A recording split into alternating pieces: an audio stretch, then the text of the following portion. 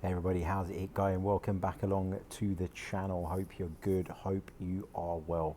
Hope you've recovered from that absolutely insane World Cup final that took place yesterday. Argentina coming out on top in the end on penalties.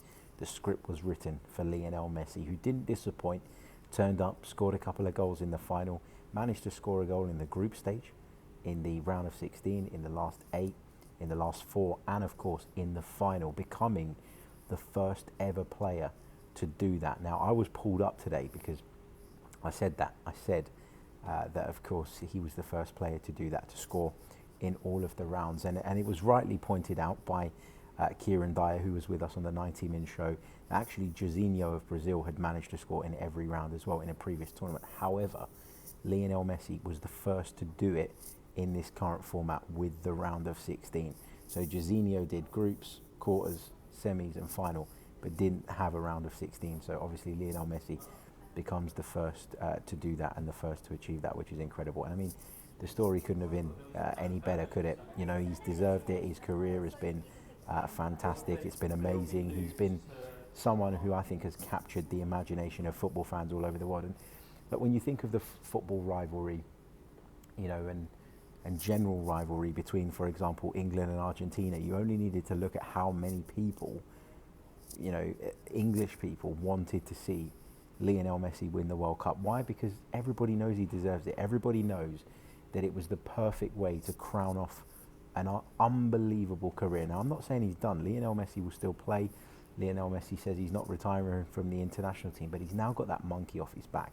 Because although he won the Copa America not so long ago, he has now won the big one. He is now up there with Diego Maradona. Now, you could argue he already was, based on the longevity of his career, some of the magical moments he's given us. But for him to win the World Cup and to be at the centre of it, not just, you know, a Lionel Messi in the twilight of his career, coming off of the bench, maybe impacting a couple of games here and there, to be the focal point and the centre point, even at his current age, of this Argentina side and go all the way, having such a big impact the way he did is really incredible. And I'm delighted for him. I was so pleased for him. I must admit, when France came back to 2-2, you worried for Argentina. You felt like they were shot. You felt like they were running on empty. You felt like they were going to potentially crumble. You know, the French hadn't done an awful lot. Didier Deschamps maybe got it wrong from the start. Maybe got caught by surprise when you look at some of the decisions that Lionel Scaloni took. For example, I think the big one was the positioning of Angel Di Maria, how that worked out and the problems that caused France. And then Didier Deschamps, you know, on 40 minutes decides to hook a couple of players. Dembele, who had conceded the penalty. It was a penalty, by the way. I've had numerous debates with people about that. I think it is a penalty. I think the referee, Simon Marciniak, thought was brilliant. I thought he was excellent throughout. I thought he got all the big decisions right. And that's what you want to see in a World Cup final, isn't it? But yeah, I mean, Didier Deschamps took drastic action, made those changes. I felt for Olivier Giroud a little bit, I have to say, when I saw him being hooked off at that point, and obviously his reaction tells you that he was frustrated by that. But it is what it is. You know, you're in a World Cup final. Only comes around once every 4 years. I know Deschamps has won one already as the French manager, but he felt he needed to make a change. And, you know, some people have said, yep, he deserves immense credit for those changes, and I agree to a point. But at the same time, it still took until, you know, whatever time deep into the second half for him to, or for his side to kick into life. You know, Argentina was still the better side up to around about the 70th, 75th minute. And then in a couple of minutes, the match completely turned on its head. And obviously the French forced it to extra time. Then Lionel Messi goes and scores again, and you think, here we go, that's it. You know, it's written for him to pop up and score the winner. But again, the French fight back. Again, they get themselves back on level terms. And then it goes to the penalty shootout. And at that point, anything can happen. And look, as an Arsenal man, we got to give a shout out to Emi Martinez. You know, he is somebody that I actually criticised earlier on in the tournament, not because of what he does on the pitch, not because of what he does as a goalkeeper, I should say, but because of some of the other side to his game. I don't really like it. I think there is a line, and I think he very, very often crosses that line, and I thought he did that with regards to Louis van Gaal earlier on in the tournament. I thought he launched an attack on a manager that was literally just trying to instill some confidence into his own team and into his own players. But from penalty shootouts, he's just an incredible goalkeeper, isn't he? He gets, you know, he gets on the end of things. Even, you know, the one that Mbappe scored during the match, the first one, he probably could have saved that. You know, he was really unlucky because he got there, he read the intentions. The second one in the game, he had no chance. But when the shootout came along, you fancied Argentina on the basis that Emi Martinez is such a penalty specialist. But even aside from the shootout, you know, we talk about the goals, and I mean, the second Argentina goal was a sensational team goal. Kylian Mbappe's second goal was absolutely wonderful. And, you know, we'll talk about him in a couple of moments, but the save that Emi Martinez made deep into extra time was as big as any goal. You know, that was an unbelievable stop. When you think about the situation, the circumstances, the stage, I can't remember seeing a bigger and better save than that. So fair play to Emi Martinez. You know, his Arsenal career didn't go as he'd have liked it to. Obviously got that break and, you know, replaced Bernd Leno when he was injured. Arsenal took the decision that, you know, he wasn't the one for the long term. And although people say, why did you let him go? I think stylistically he just wasn't the right fit.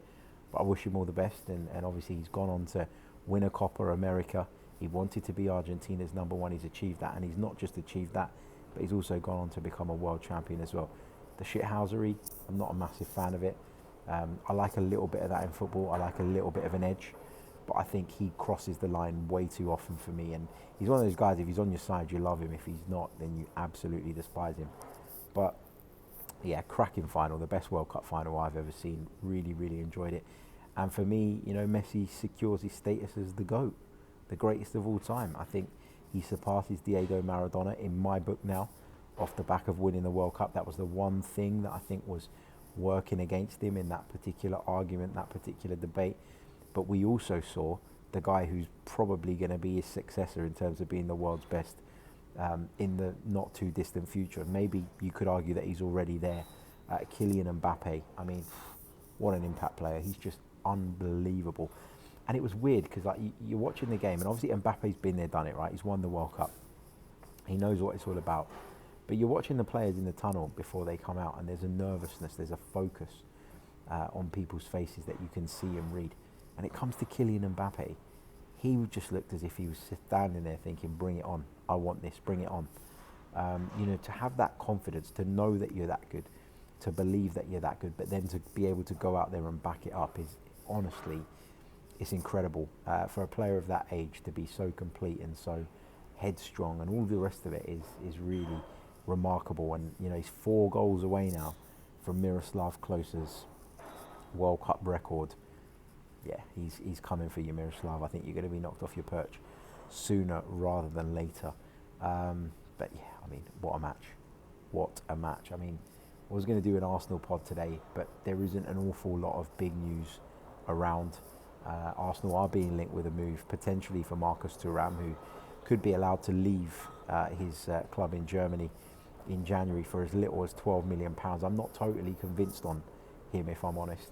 But yeah, you know, we've taken a slightly different direction during the World Cup, as we would in terms of the content. But yeah, it's full focus now after today, back on Arsenal. Done the last World Cup show on the 90 Min channel today with the guys. Excellent panel, check it out. I'll drop the link in the description. We got 14 shows in the bag over the course of the tournament, which was amazing. And thanks to everybody who watched or helped or appeared, because we called in some favours and got some great people on, which was amazing. So thank you to every single one of those. Thank you to a lot of you guys that were coming over and watching it as well. But we are now back in Arsenal mode. You know, it's a week today until Arsenal take to the field. Is it a week? Is it even that long? Yeah, week, next Monday, isn't it? Until Arsenal take to the field again in the Premier League. A little bit worried about how some of the players are going to come back. We've seen a lot of them come back. We've seen a lot of them return, but there's still no Bukayo Saka in terms of, you know, having appeared in any of the friendlies. The same with Martinelli. And I think with Gabby Jesus out, we really need to get at least 2/3 of that front line back in order to support Eddie Nketiah in a really difficult task of, you know, replacing the Brazilian. But yeah, I mean, it's full Arsenal mode again now. Leave a like on this video, subscribe to the channel if you haven't done so already. and we're going to be ramping up the Arsenal content again. Back to daily from tomorrow. The World Cup is done. Arsenal back at the forefront of our minds, and yeah, looking forward to the second half of the season. Looking forward to bringing you guys lots more content, and looking forward to continuing the journey with you all. So thank you, like, subscribe, you know the drill. All the best.